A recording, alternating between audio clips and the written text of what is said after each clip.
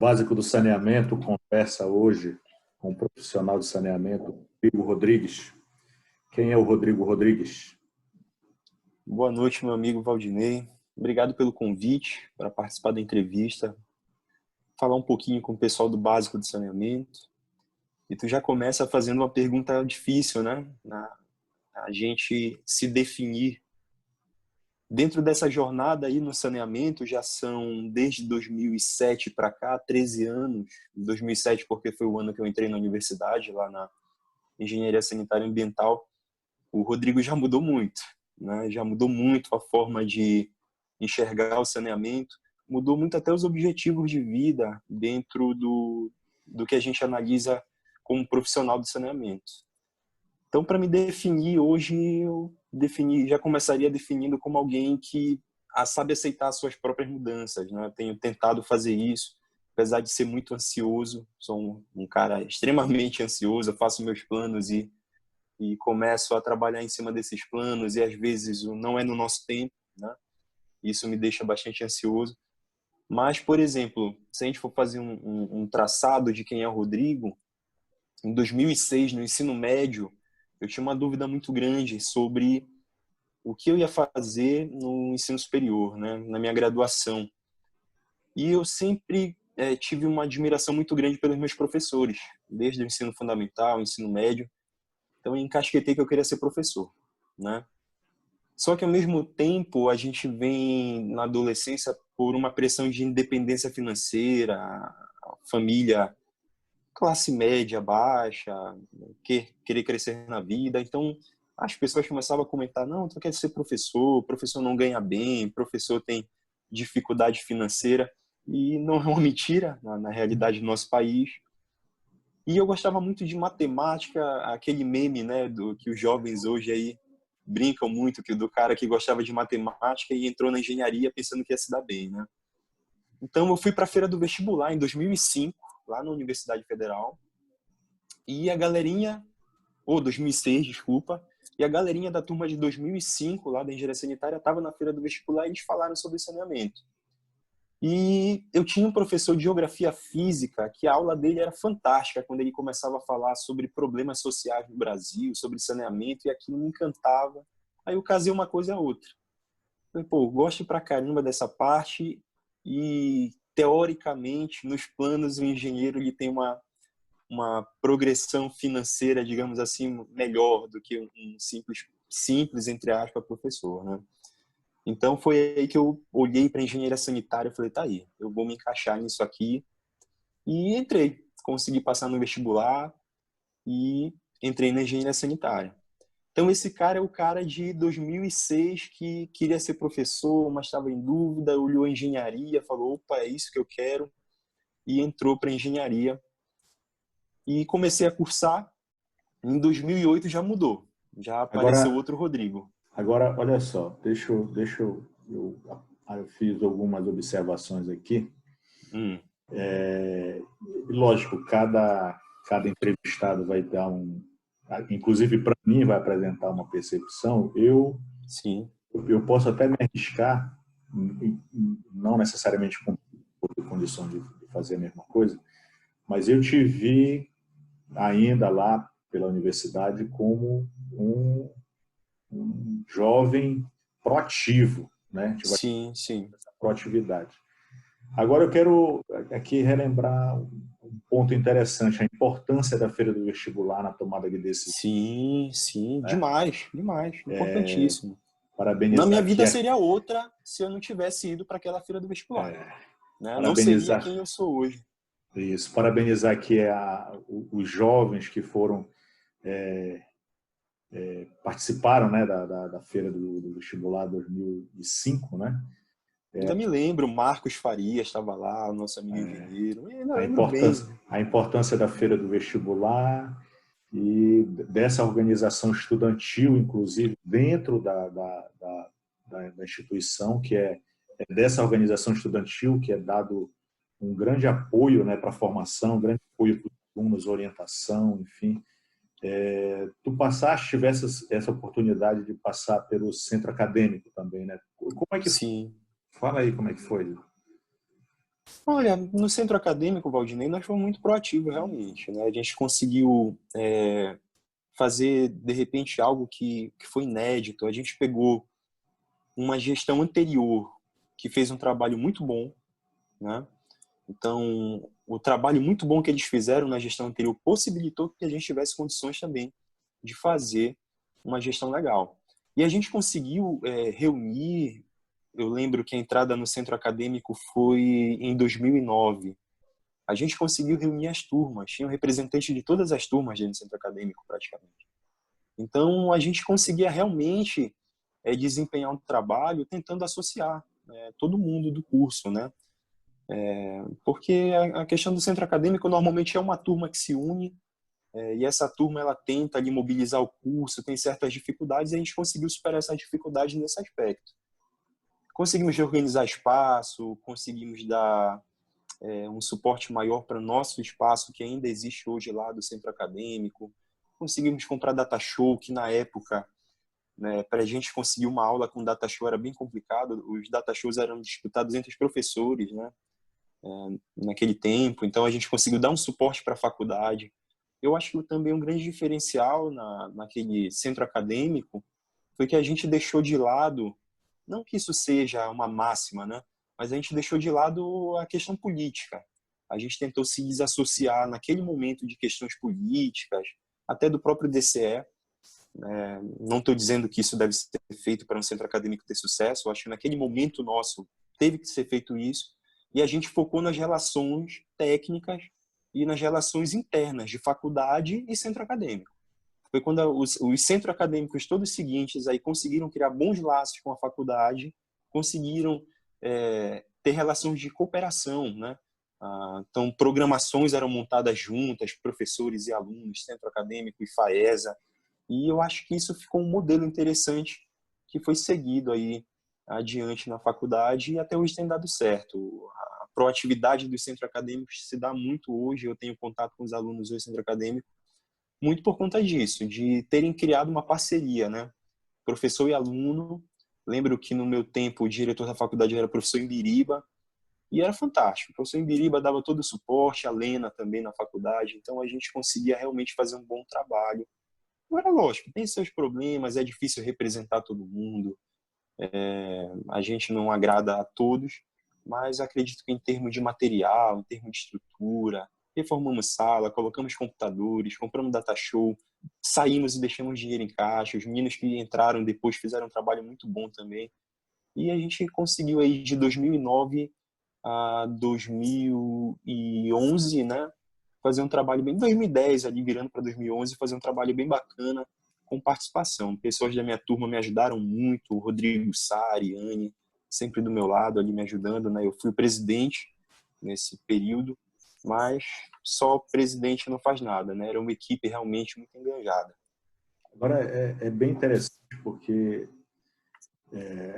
assim, é possível que alguns, até por não conhecerem, de repente podem não aconselhar, ou podem desaconselhar o estudante a participar de uma gestão Isso pelo contrário. Eu como professor, aconselho a total participação, né, do estudante nesse aspecto, é porque eu acho que todos conseguem programar um futuro para o curso juntos. Eu acho que é muito complicado a gente entrar num curso de engenharia. Tu foi um cara proativo também. Acho que parte dessa minha proatividade eu pude ver também colegas anteriores ao curso, histórias. O professor Hélio tem uma história, o professor André tem uma história muito forte de centro acadêmico também. E a gente vê essas histórias do passado e a gente vê que essas histórias do passado fortaleceram metas que foram alcançadas na faculdade. Então, eu acho assim, é muito fácil a gente passar no vestibular, posso ser polêmico nisso que eu vou falar, mas é muito fácil você passar no vestibular e simplesmente assistir a aula, passar 5 anos lá dentro da sala, fazendo prova, participando de atividades, e no final desses 5 anos sair para o mercado de trabalho. Mas eu acredito que o centro acadêmico ele te dá aquela resposta que é o seguinte: como eu posso contribuir com a minha faculdade? A faculdade está me dando todo o suporte possível, apesar das dificuldades, para a minha formação. E o que eu vou deixar aqui para a faculdade? Então, essa foi a minha motivação e a motivação de todos os meus colegas quando abraçaram essa causa acadêmica. Não, e tentar deixar um legado, né? esse próprio não aguardar, não ficar esperando a coisa acontecer, né? Tomar para si também o que cabe para si de responsabilidade e buscar a melhoria, porque o que ele vai encontrar depois que ele se forma não é nada diferente. Ah, sim, exato, exato. Então, Ah, essa vivência das dificuldades, inclusive, em buscar a solução dos problemas da própria estrutura onde ele está, é fundamental para que ele, quando ele terminar o curso, ele vai encontrar situações muito parecidas também de sim, dificuldade, e ele não pode sim. ficar só olhando, né? Então, essa A faculdade ela tem formação que ser uma preparação, né? A gente tem que encarar a faculdade como uma preparação para a realidade do mercado de trabalho. Né? perfeita. Então, No linguajar nerd, eu brinco com os meus alunos quando eu dou aula, que eu falo para eles que a gente está vivendo um cosplay do que a gente vai encontrar lá na frente. Né? A gente está ali ainda vivendo uma fantasia, mas projetando uma realidade, e a realidade nem sempre tende a ser da melhor forma, da forma que é planejado. E essa participação ela te ajuda, de repente, a tu entender que se algo não der certo por esse caminho, tu já pode mudar isso de alguma forma para tentar fazer dar certo com uma metodologia diferente, uma forma diferente de ver as coisas. Rodrigo, é interessante, porque como eu conversei já com o nosso primeiro entrevistado, Rafael. o Rafael, é assim, foi ontem, meu amigo, foi ontem que nós éramos alunos, e aí eu também tive a oportunidade de ser professor substituto também, né? Então você sai da condição de estudante, participei do centro acadêmico também, e aí você volta como professor, tem o seu pensamento, lógico, em relação à organização estudantil, percebe a necessidade, acompanha, estimula, tem um entendimento cada vez maior de que é uma formação complementar e precisa para o cidadão, né, Sim. ele ter essa experiência, recomenda, né, por exemplo, eu sempre digo que eu recebi 6 turmas de calouro, né, recebi 5 turmas, eu ainda na graduação, e a sexta turma já depois eu já no GPHS, né? Saí da graduação para o GPHS, o mestrado. E sempre com a mesma visão de que o aluno sozinho ali, sentado naquela cadeira ali, Sim, não funciona. então, Não, não vai vai ser funcionar. completo. Ele vai absorver algo, mas não vai ser tudo que ele pode absorver. Né? Eu fiz questão de explorar essa tua fase estudantil para justamente a gente reforçar, né? Às vezes tem aquele colega que está ali precisando de uma mudança, às vezes, e ainda dá tempo, né? Sim, sim, dá tempo sim. Sempre há tempo, né?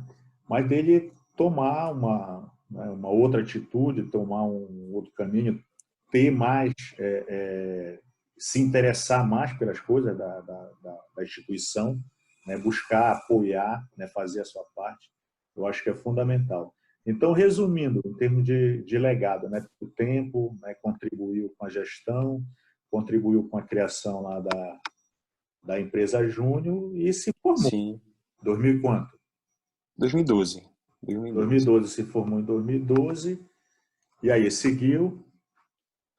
Sim, a história foi interessante. Eu lembro que a minha primeira aula foi no dia 20 de agosto de 2007.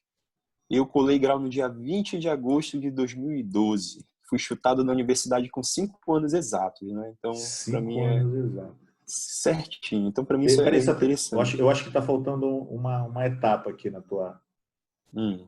2008, tu entraste no passado. 2008 foi GPHS. 2008 foi GPHS. Se eu tiver Conta aí a sorte, tua. né? Eu tive a oportunidade de entrar no grupo de pesquisa logo no início do curso, do segundo ali para o terceiro semestre. Então, acho que também isso foi uma das grandes oportunidades que eu tive na minha vida acadêmica. Aí, lembra do Rodrigo que eu te falei lá de 2006, 2007? Sim. Ele mudou quando ele entrou no GPHS, em 2008. Eu não sabia o que era mestrado, eu não sabia o que era doutorado, não tinha noção do que era isso. Aí eu chego no GPHS em 2008 e vejo um laboratório de informática, uma galera trabalhando com produção de estudos, planos, relatórios, mapas. Chego num outro laboratório do GPHS, uma galera trabalhando com qualidade da água, caracterização de esgoto. E aquilo ali foi talvez ali o divisor de águas que me projetou para o que eu estou buscando hoje para minha vida, né? Aí eu chego lá, vejo Valdinei, vejo Monique, vejo Gilberto, Aline, vejo o professor Zelmir, professora Lourdes, professora Silvana, professora Jaqueline, professora Ana Júlia. Aí eu começo a olhar aquela galera ali da graduação trabalhando. Eu falei, cara, eu não quero mais ser só engenheiro. Eu quero ser que nem esses caras aí agora. Rafael, só um detalhe. Rodrigo. Rodrigo, desculpa. Lembrando do Rafael aqui. Rodrigo, o interessante é assim, tu falaste professor, todos são professores hoje. Sim, né? Que bom, né, cara? Curiosamente. Que bom, que A bom. importância do grupo de pesquisa. O Rafael também falou da importância do grupo de pesquisa na vida dele, nesse processo. Pode seguir. Pois é, então teve esse divisor de águas, né, cara? Então eu comecei a olhar essas pessoas e achava incrível. Falei, cara, eu não quero mais ser só um engenheiro. Eu quero agora buscar nessa vida acadêmica também. Eu quero fazer um mestrado, eu quero fazer um doutorado e ser professor um dia, né? Eu via tudo aquilo e o tempo dentro do grupo de pesquisa e as aulas acontecendo. No início do curso a gente tem as aulas básicas, né? Das matérias básicas, mas chegou ali no quinto, sexto semestre, comecei a ter contato também com outros professores da área e eu tracei. Falei, bom, agora o plano mudou, né? 2008 foi o momento que eu olhei, bom, não me basta mais ser só engenheiro sanitarista ambiental. Agora eu quero batalhar para conseguir um mestrado, para finalizar meu mestrado, meu doutorado. E um dia estar aqui como esses caras aí, ser professor.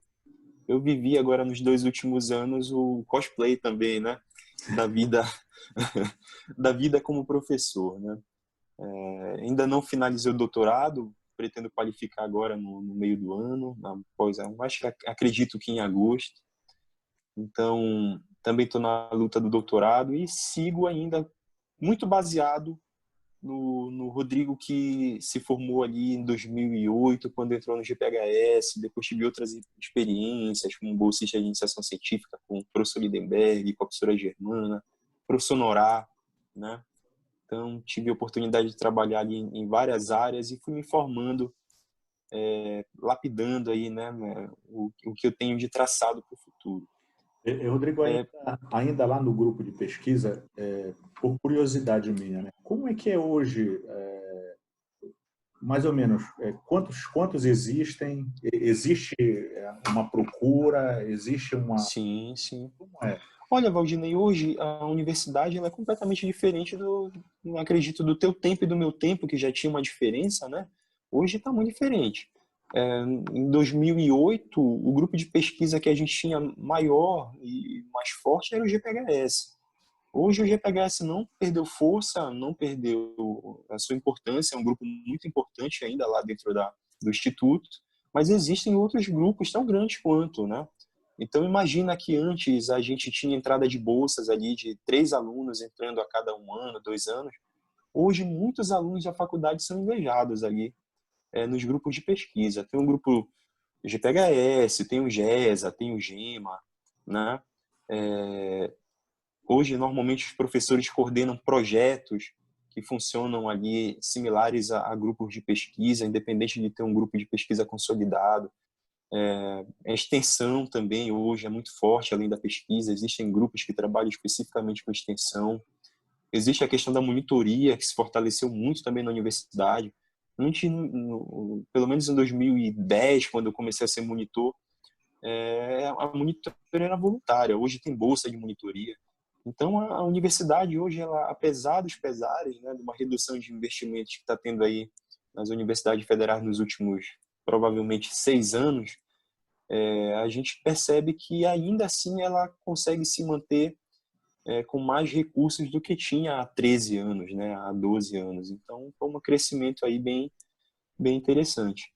Hoje o aluno ele tem muitas opções, além das opções externas, né? A COSAMPA abraça muitos alunos nossos, os órgãos de infraestrutura, a SEMAS também trabalha, muitos alunos de engenharia sanitária e ambiental hoje são estagiários lá dentro, muitos foram estagiários hoje são técnicos lá dentro.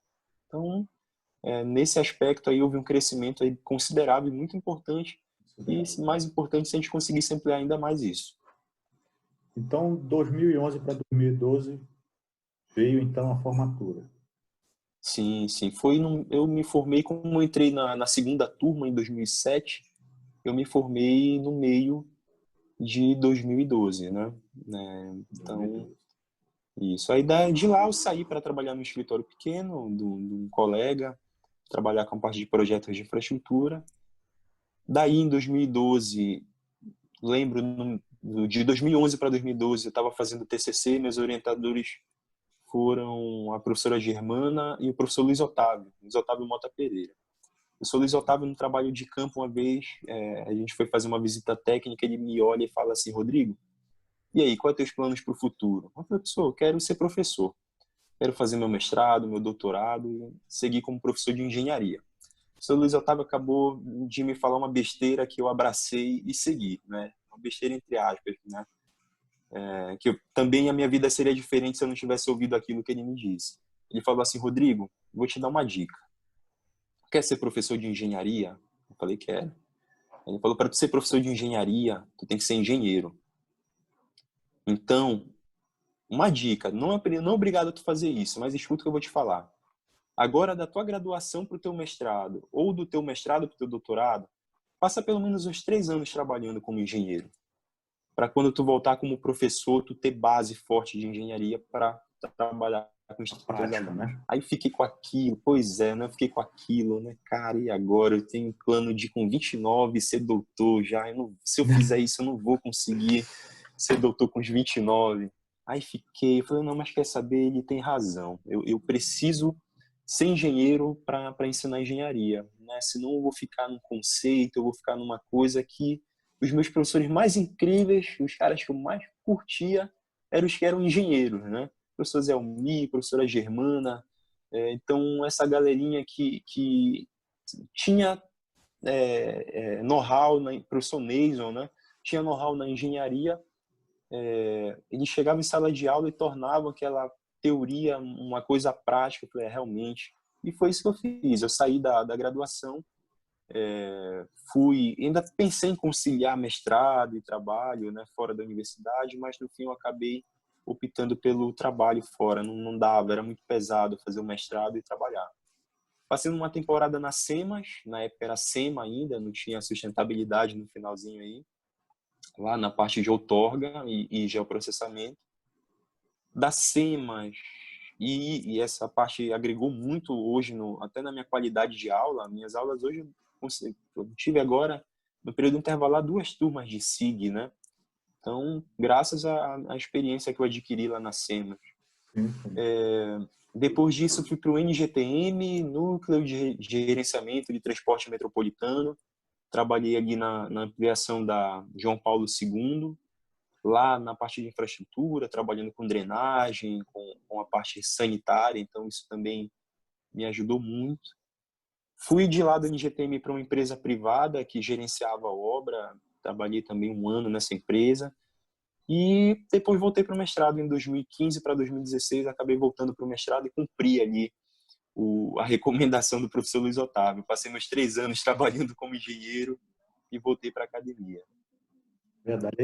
Eu acho assim espetacular a importância dos professores na nossa vida, né? Já pensou, cara? Né? A gente ouve É, das pessoas que te dão. Às vezes a gente fala que conselho, se fosse bom, não era dado, né? Mas tem cada conselho que surge na nossa vida e a gente abraça e muda é, completamente. A minha vida, eu falo, vários momentos da minha vida podia ser completamente diferente. Mas eu como me vejo como uma pessoa feliz hoje com o que eu conquistei, com o que eu já concluí, com o que eu ainda pretendo concluir. Então eu fico também assim maravilhado às vezes com as coisas que passaram e por ter dado certo, né? Deram certo. legal. Seguindo, tiveste uma experiência lá pelo JPS, inclusive Sim. essa entrevista a gente está chamando de diálogo com profissionais de saneamento. Fala para nós o que é o JPS. Jovens Profissionais de Saneamento, né? É um programa da ABS, né? ABS Nacional, o Diretório Nacional da ABS formulou esse programa, e as seções ali, as filiais, elas acabaram também sessionando o JPS aqui na seção Pará. existe o programa Jovens Profissionais de Saneamento. Eu, como sempre tentei me enganjar em diversas áreas, até interinstitucional, já num determinado momento a gente já estava se encontrando lá na ABS, né? Eu já saí da universidade, a gente já estava se vendo lá pela ABS nas reuniões, não tinha cargo, só queria participar, ia lá, acompanhava a reunião. Aí o diretor Benevenuto, lá na época, convidou: Rodrigo, tu não quer dar uma olhada na ABS Nacional? Eles estão propondo um programa de jovens profissionais. Isso pode ajudar a gente a abraçar aí uma parcela desses engenheiros que estão saindo para o mercado, tentar dar uma orientação.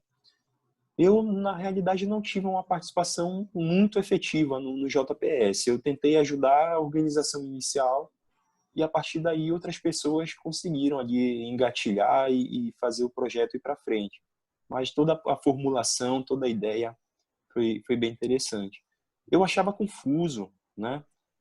Jovens profissionais do saneamento e profissionais jovens do saneamento, porque na época eu enxergava que o JPS ele era profissionais jovens do saneamento, então tu tinha que ter uma idade até tantos anos para ser sim.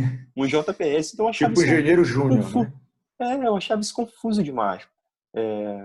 Tipo, eu sou engenheiro civil, tenho 50 anos de idade, mas eu me encasquetei que agora eu quero trabalhar com saneamento.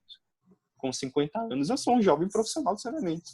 Né? Não sei se você concorda comigo quando eu falo isso.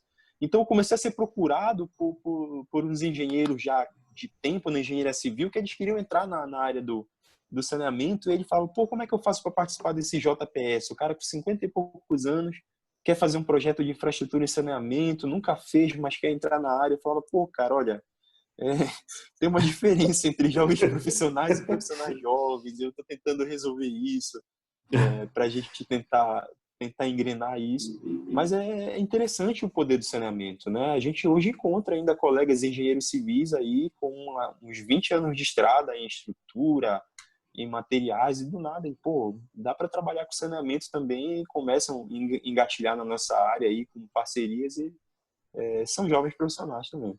O interessante são as oportunidades. Sim, Lá sim. do aluno, né, conhecer, apoiar lá a organização estudantil, do profissional, o aluno também conhecer, participar da Associação Brasileira de Engenharia Sanitária e Ambiental. Importante. Então, são vivências que só agregam, né? Só garante mais experiência, conhecer pessoas. Né? Quantas pessoas incríveis nós não podemos dialogar, trabalhar, desenvolver algo juntos ali na ABS, né? Hoje eu vejo que, por exemplo, eu acho que minhas últimas participações na ABS para agora tem um quadro hoje de pessoas diferentes. Isso é muito bom.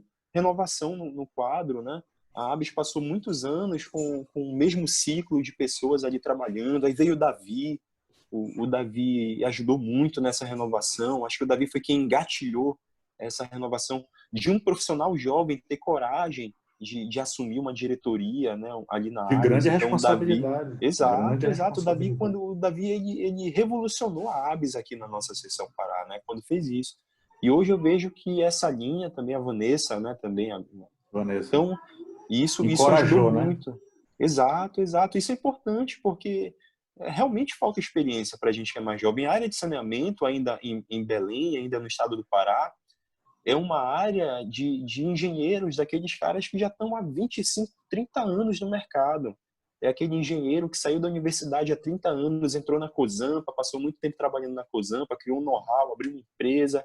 É aquele engenheiro, como a gente brinca, né, cabeça branca, que já tem muita experiência, e eles acabam ali realmente sendo os caras à frente no nosso mercado. E os jovens muitas vezes ficam, opa, né, ficam assim meio receosos.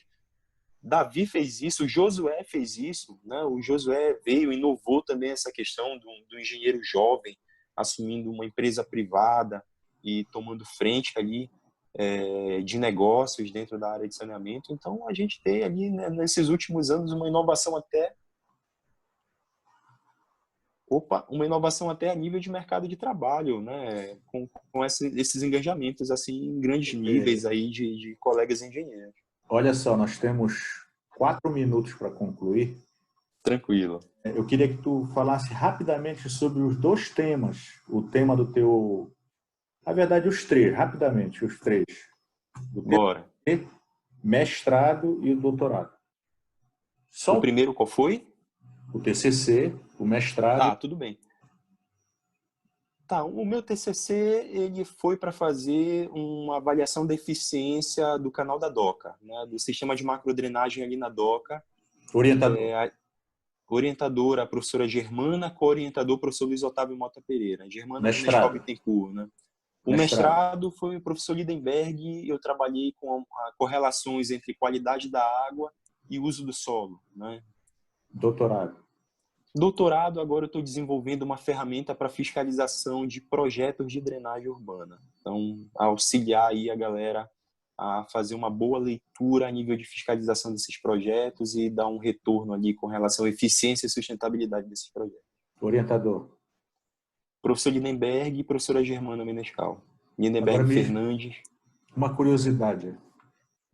Aplicando essa metodologia que tu está estudando aí, os PV de Belém vão parar de recalcar?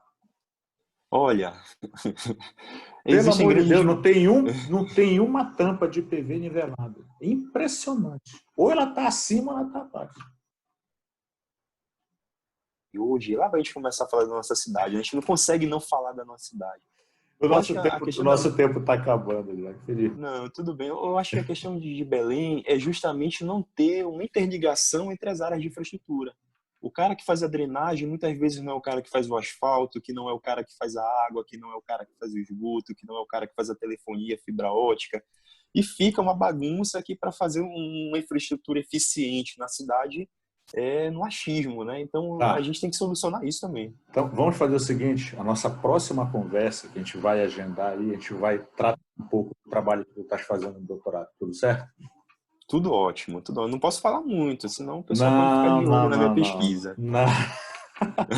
Valdinei, eu te agradeço pela oportunidade. Hoje está sendo para mim um dia choroso, meu último dia como professor substituto da universidade. Já recebi muitas mensagens de carinhos aqui dos meus alunos, dos meus colegas professores e técnicos. E agora seguir nessa luta do doutorado e contem comigo ainda nessa batalha aí do saneamento, que com certeza, unindo forças, a gente vai conseguir mudar a realidade. O Básico do Saneamento agradece, parabeniza pela sua linda trajetória e por esse momento.